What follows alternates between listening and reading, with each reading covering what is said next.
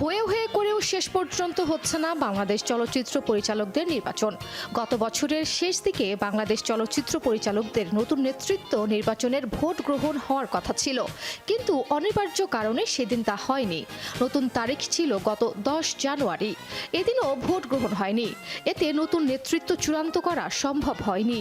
দ্বিতীয় দফায় স্থগিতাদেশ শেষে কথা ছিল 9 মে শুক্রবার নির্বাচন ঢাকা রিপোর্টার্স ইউনিটিতে অনুষ্ঠিত হবে, কিন্তু বেশ কিছু সূত্র নিশ্চিত করেছে আদালতের নিষেধাজ্ঞায় আবারও স্থগিত হচ্ছে চলচ্চিত্র পরিচালকদের নির্বাচন। একটি পক্ষের দাবি, কেপিআই-ভুক্ত এলাকা বলে বিএফডিসিতে নির্বাচনের অনুমতি পাওয়া যায়নি। নাম প্রকাশ না করার শর্তে একাধিক চলচ্চিত্র পরিচালক বলেন নির্বাচন হতে দিতে চায় না একটি পক্ষ, কারণ দুই প্যানেলেই স্বৈরাচার আওয়ামী লীগের সমর্থক পরিচালকরা প্রতিদ্বন্দ্বিতা করছেন। এ কারণেই বারবার নির্বাচন স্থগিত হচ্ছে।